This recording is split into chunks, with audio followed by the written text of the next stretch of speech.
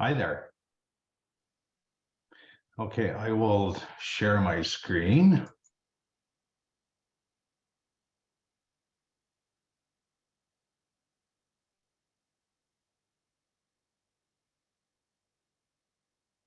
Okay, can we see my fight fraud presentation screen? Yeah. Excellent. Okay.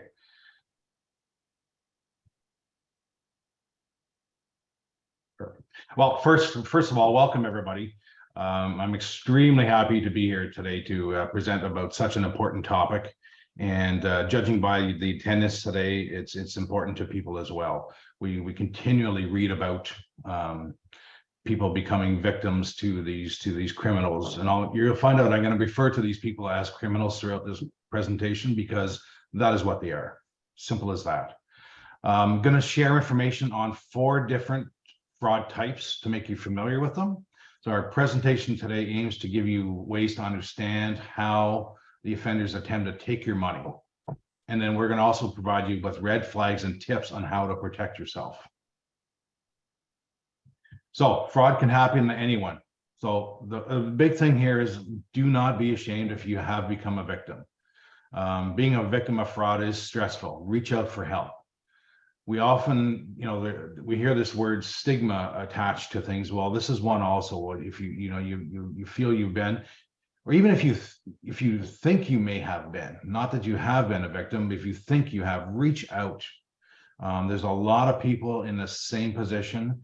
And when you talk about it, the one good thing is, and I'll date myself here. There's an old, not that I have a lot, but there's an old hair shampoo commercial. You tell 2 people, they'll tell 2 people, they'll tell people, and eventually we'll get this word out there. Yeah, so you may feel ashamed and embarrassed if you have become. So it's important to remind yourself that fraud can literally happen to anyone, and to get the support you need, reach out and discuss this with anyone you trust: police, family, friends, a professional. So what we want to do is we want to stop, challenge, and protect. You're going to hear me talk about this a lot. And what we want to do when we're talking about stop is just stop and take a moment. Remember, you are in control. Whether somebody's standing at your door, somebody calls you, or somebody emails you, or somebody texts you, you are in 100% control. Do not let them pressure you into any next step. So stop, take a moment to think. What are we going to think about? Is this too good to be true? There's something a little funny with this. I didn't think I was eligible for this kind of thing. So what do we do next? Challenge, right? We have the power. We want to make sure we give you the power to challenge. So how can you challenge? We can reject it, we can refuse, or simple, we can just ignore. And then how do we protect? We're going to contact the authorities. Because if you say in a particular area, if they start getting calls all in one geographical area, maybe they'll reach out and do an announcement to warn other people that this is happening in your area. So especially on the phone, what's our ultimate power that we have? And it's hang up. Close the door, don't answer the door. That is the ultimate power with these people. So the first one we're going to talk about, romance fraud. Offenders use every type of dating, social networking sites available to contact their victims. They often they'll use social media and create fake profiles. Why do they want to create a fake profile? Well, they want to hit on all the things that may make you as a good person take notice. I'm struggling maybe, or I need some help, or I'm trying to get into the country, this type of thing. So they'll develop relationships with victims, and they'll actually use, photos. But guess what? These photos are stolen from legitimate people. These aren't pictures of themselves. Their background stories will mimic the victims. They often will claim, to be in the military. They may be working overseas, or they're traveling, or they're very successful in business and they need help getting, their money over into Canada, right? So they'll quickly profess here's the one big one. Once they gain your trust, they will always ask you to send money. That is the bottom line, and that you can guarantee that question or that thing is coming to you. The other thing they're going to do, they're going to quickly profess their love to gain your trust, your affection, and like I just mentioned, finally your money. So this type of fraud relies heavily on the victim's emotions. Again, you're good people. You want to, typically people want to help. We're not in this to hurt people. These people are, so they're going to take advantage of that.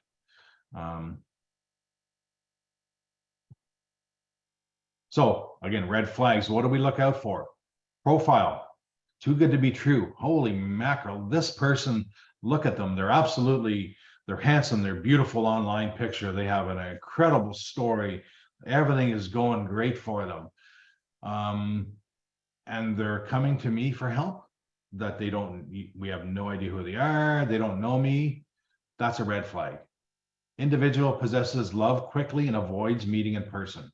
So, I love you. I really want to get to meet you. Okay, let's agree to meet. Oh, I couldn't make it that day. Oh, something happened. I had to go to court. Oh, something happens. They avoid meeting you in person. Why? Because the person that would show up is nowhere near the profile that you're expecting to meet. They're going to claim to live close, but guess what? They're working overseas. They may live in Canada. They're somewhere in Canada. Oh, but I'm working overseas to help my ailing parents. They want private or different modes of communication. What does that mean? So they're going to text you directly. They're going to email you directly to get off the social site, and just now all they have is your divided attention. Guess what? Once they have your divided attention, they have you. Now they can start. I mean, these people are professional con salespeople, and now they're going to begin their script to get your what do we know they're going to take from you? Your money. And they're going to try to isolate you from others. Why would they want to isolate you from others? Well, because somebody may go or may question going, is that person really real? Or I don't think you should be doing that. Or you shouldn't be buying or sending money or gifts to this person. That just doesn't make sense. So again, when we talk about tell two people, when you talk about this with other people, somebody might go, oh, wait, that just doesn't sound right. Or this happened to me and I was a victim of a fraud. So what are some tips? Never send intimate photos of yourself. Ask questions. Look for inconsistencies.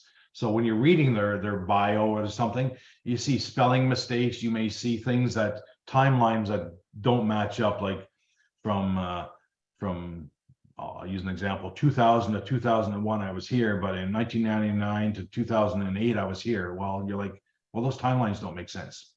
So again, not for you to bring to their attention. Look for inconsistency so you can decide. We never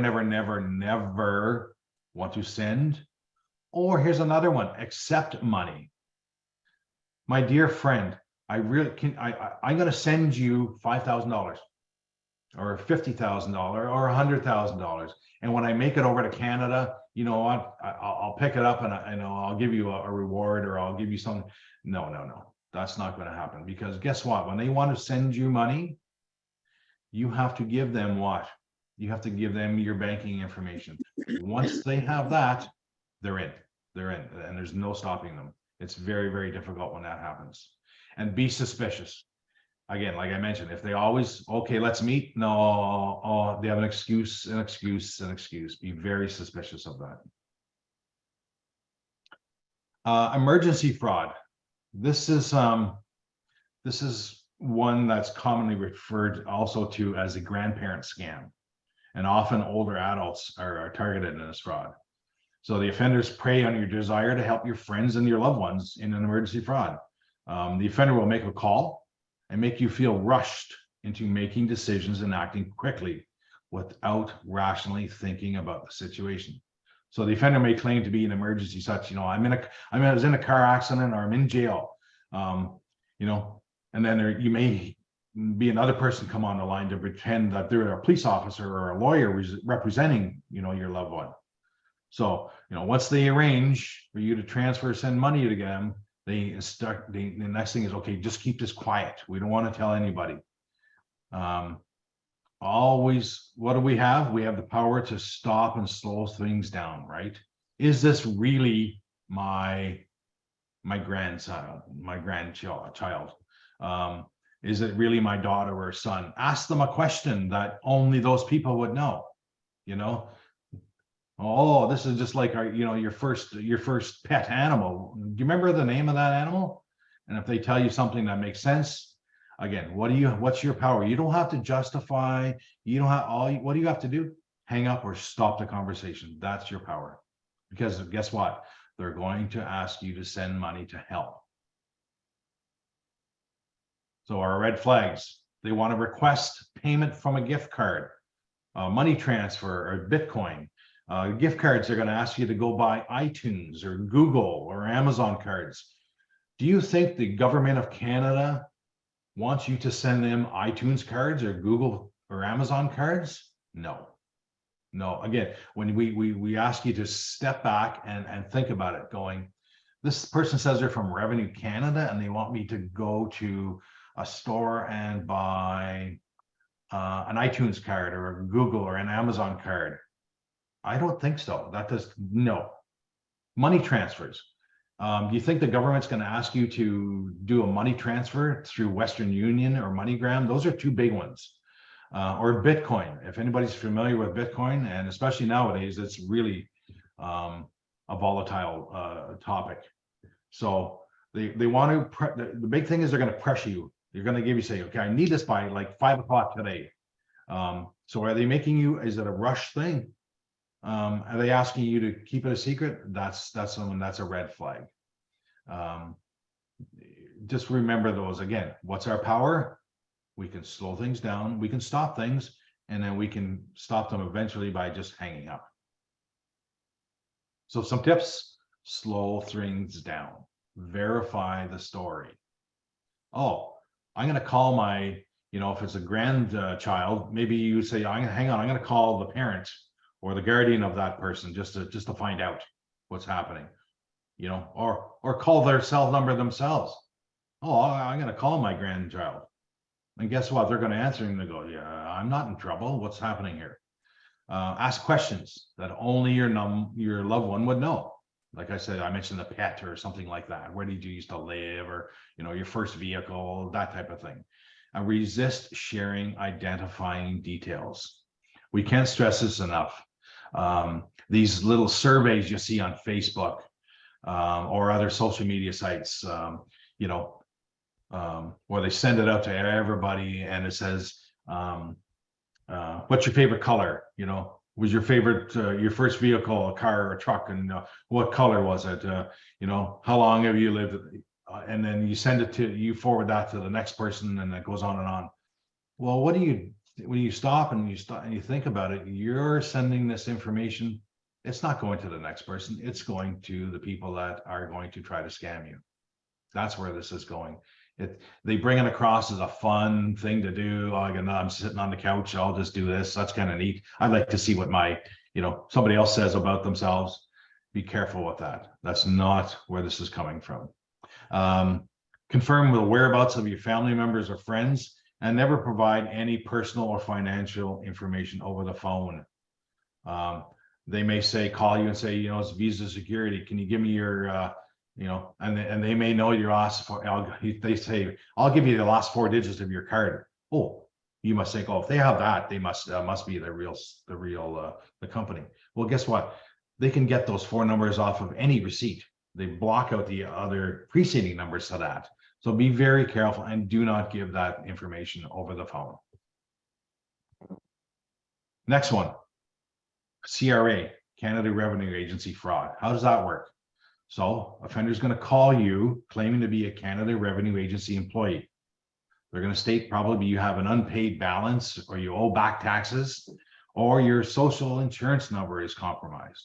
Right? In Canada, our SIN numbers, our social insurance numbers, we hold them dear to our hearts. Not too many people we give those numbers out to. Typically the bank and the CRA is one of them. So they may say, it's compromised. They'll threaten you if you don't speak to them immediately. That guess what? You're going to be arrested by the police. We're going to come to your door and arrest you. Do you really think Revenue Canada, because you owe them back taxes or your SIN number has been, that the police are going to come to your door and arrest you? Absolutely not. Right, the offender is going to request personal information. What personal information are they going to want? Your SIN number, your credit card number, your bank account number, or maybe your passport number, something like that. And then they're going to demand you do immediate payment. How are you going to do immediate payment? They're going to say, send it from like Western Union or MoneyGram, or through the gift card things I was mentioning about. So again, they're going to, how does it work? Pretend to be CRA employee. They're going to claim you have unpaid balances or taxes, and then they're going to want to request your information and then threaten you if you don't act immediately. Guaranteed, in that order. That's how it's going to work. So if you stop, think about this for a minute. You're like, oh, that Dale guy was talking about. Oh, they're asking me. Oh, yeah, they're saying they're an employee. Now they're saying I have taxes. Let me guess, they're going to tell I'm going to be arrested, and that's going to come next. So what? Again, what's our power? We hang up. Some red flags. Caller uses threatening or aggressive language. Why are they doing that? Because they want to pressure you. Pressure. When people are pressured, they make mistakes. They're going to threaten to arrest you or deport you. And they're going to pressure you to make payment with a prepaid card, gift card, or cryptocurrency such as Bitcoin. So that's the CRA one. Very ongoing all the time. Another one. They're going to say, you know, we're saying never press 1 to speak to an agent on an unsolicited phone call.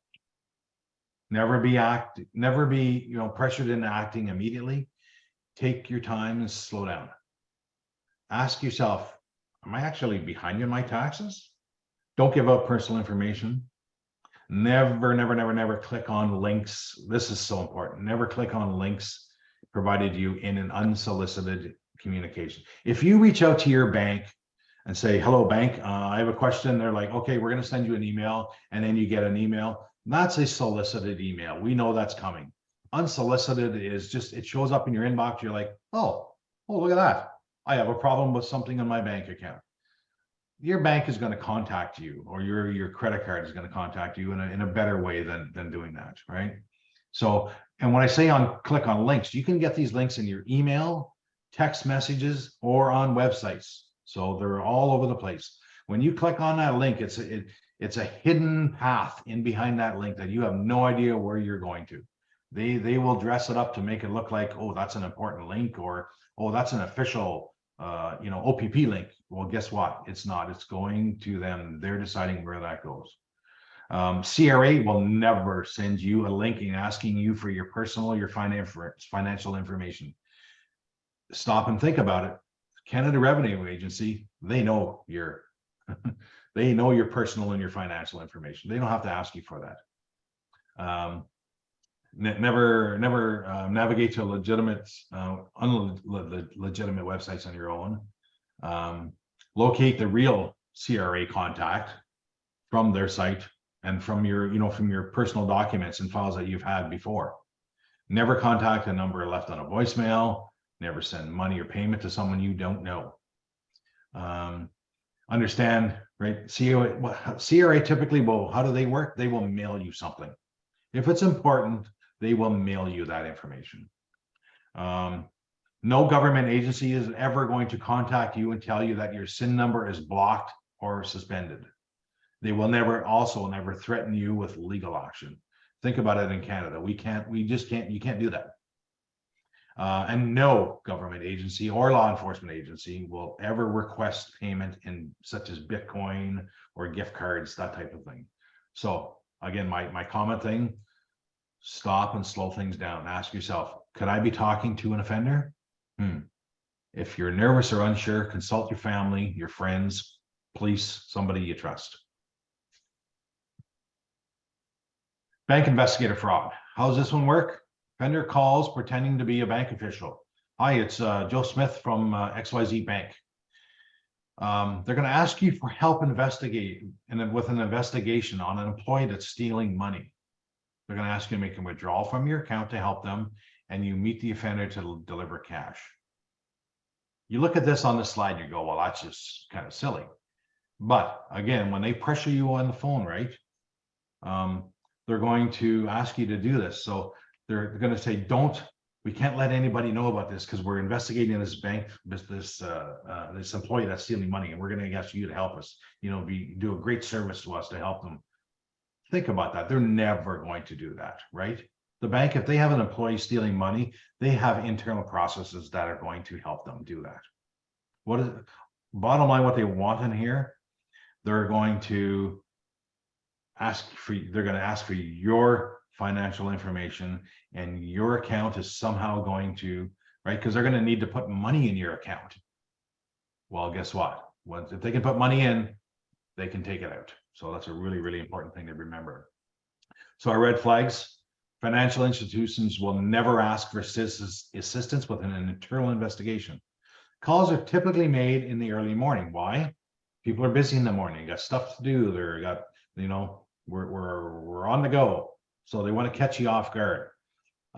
They want to have remote access to your device. Why do they want remote access to your smartphone or your computer? Because they can put things on it that'll work in the background. They can take control. They can watch what you're doing. They can get access to all of your information.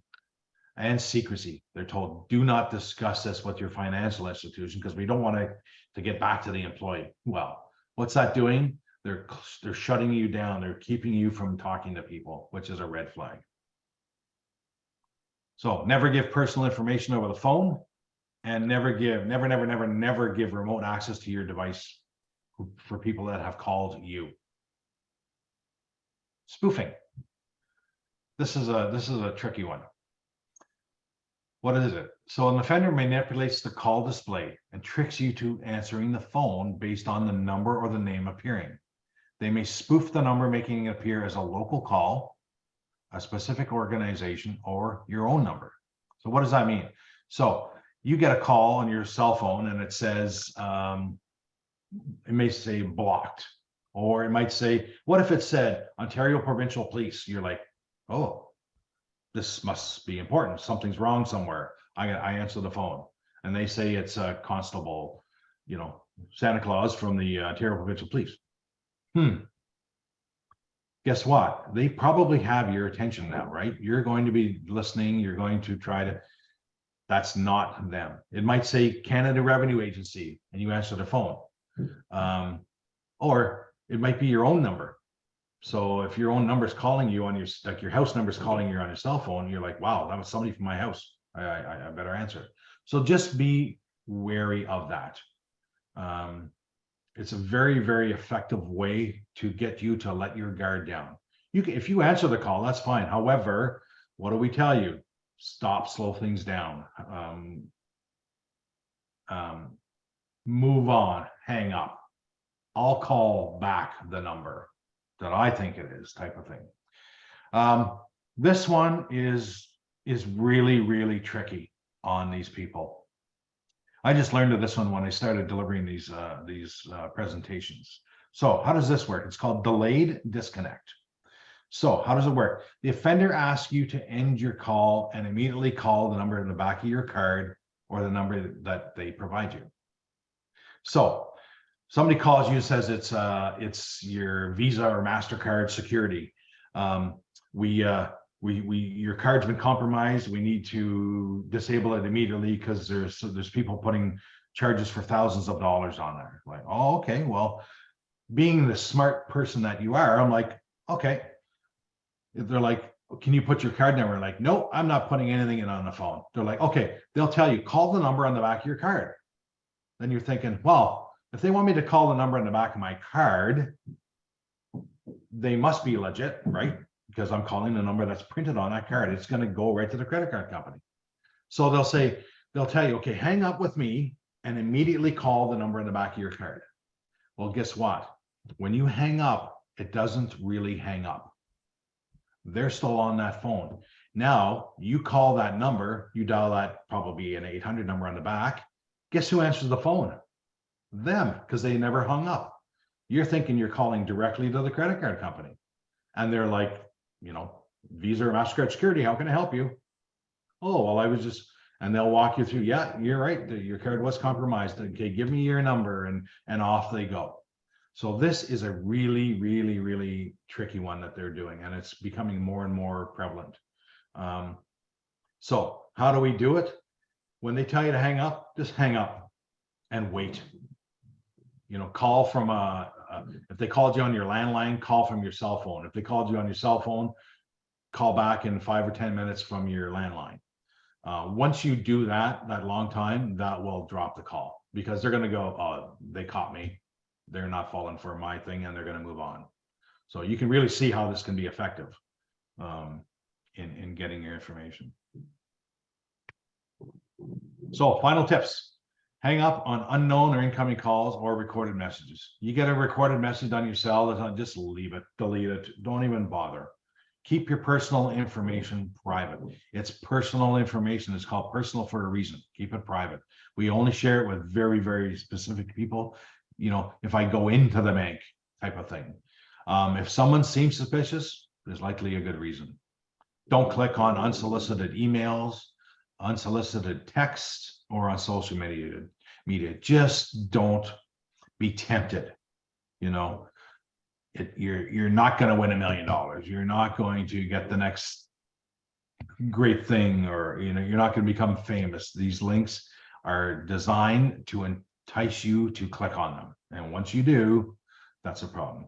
And if you do, you know, and you think, oh, but maybe my computers, reach out to somebody. There's lots of people or companies that can direct you to go, okay, let's make sure that you have the proper software on your computers. It's not just antivirus software you need stuff called malware now, and there's a whole bunch of stuff. So reach out. There's lots of people that do it. It's very affordable, and to know that you have that extra step of protection, it really does help. However, the bad people know this also, the criminals. That's why they're going to call you directly, so they can bypass that stuff. Reporting, we want to gather all information, right? Send it to your police, the Canadian Anti-Fraud Center, the financial, you know, your bank, that type of thing. It's estimated that fewer than 5% of the fraud is reported. Here's the number for the Anti-Fraud Center. Report any of this stuff to them. We can make this number available after in the chat box. 888-495-8501. Stop, Take 5, Stop Fraud, and Tell 2. There are 2 campaigns out of the UK. The first one, the Take 5, Stop. It reminds you to slow things down and take 5 minutes to think about a situation before you reach out and do anything. The second one is Tell 2. We ask you to do is just tell 2 other people about this and see what they say. Stop, Challenge, Protect. I talked about this a little earlier. Stop, take a moment, think about it. Challenge them, reject, no, refuse. I'm not doing this, or ignore. Just don't say anything. They're going to hang up. They're going to get ignored because they're wasting time with you, and then hang up, and then contact the authorities. So that's my presentation. I'm going to. Thank you very much, Dale, for that